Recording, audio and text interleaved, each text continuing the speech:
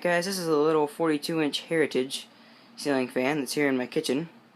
This fan is from 2000. I purchased it new with no box at a thrift store for $10 when fellow YouTube user RustyBearing45 was over visiting. He actually saw this fan, not me, but when I saw it I did get it, of course, to put it here in my kitchen.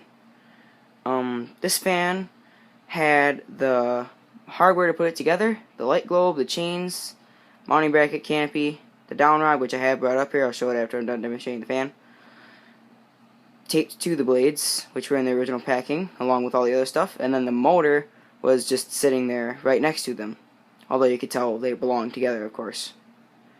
This fan's not the quietest ever, and it does have a wobble because it seems the motor was very imbalanced from the factory, and I actually ended up flush mounting it. I did it on the down rod because I thought it looked better, but I ended up having to flush mount it because it wobbled too much. Now that it's flush mounted, it only wobbles a little bit on high, and other than that, it's pretty good about its wobble. It is quite noisy though, it hums a lot. I just like it for the look. I've always loved the look of these spinners.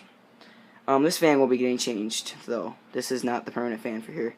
I would like to find some sort of little 42-inch builder to go right here, rather than a little spinner, because there's been a couple different spinners here. There's been this, there's been a Hampton Bay Grayton, and there's been a Hampton Bay Littleton, older version, and that Comfort Air piece of crap that is now sitting downstairs on the floor because I don't like it.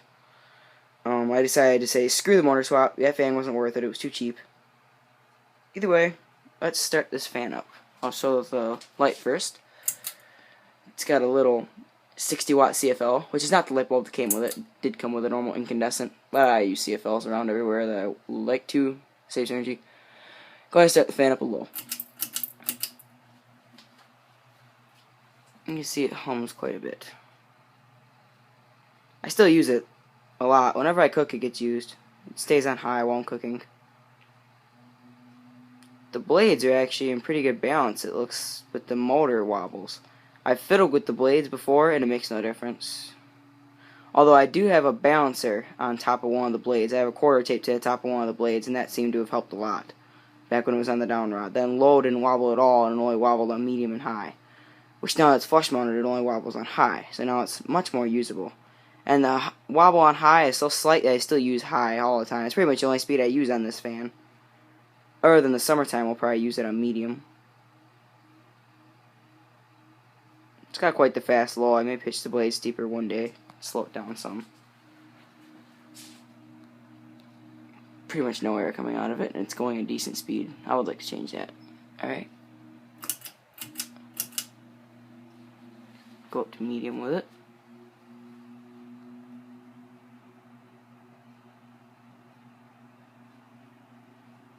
It's got a nice motor noise to it though, which on medium it overpowers the hum, and I really like that. I used to use this fan a lot on medium at first when I first had hugger mounted it, because it sounds very nice. Maybe the blades could use a little bit more balancing, but definitely not much.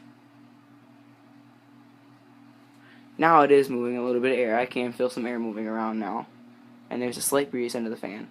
On high, it's not that bad of an air mover, though. Let's kick it up to high. That's drywall that had fallen down and managed to get into one of the motor vents of the thing. It kicks around in there every now and then. See, on high, it's actually quite quiet. That's why this is the speed I use.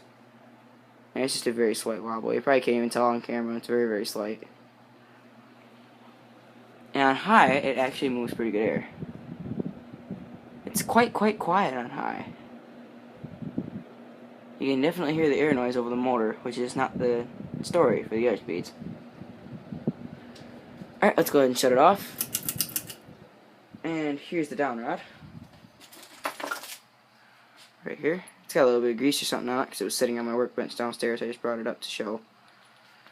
I also have this little rubber thing that slides over the threads to hold the hugger mount plate to the top of the motor, which is downstairs. It's like a little piece of rubber tubing with a hole drilled through it for the down rod pin to go through. And without that little rubber thing on there, the down rod is quite loose on top of the fan motor because it's smaller or bigger around than the threads. The threads are smaller than the down rod is. So it needs that rubber thing to be tight on the down rod. and also to be quiet. Without that thing on there, the fan was extremely loud. Because I did at first put it up without that because I didn't know.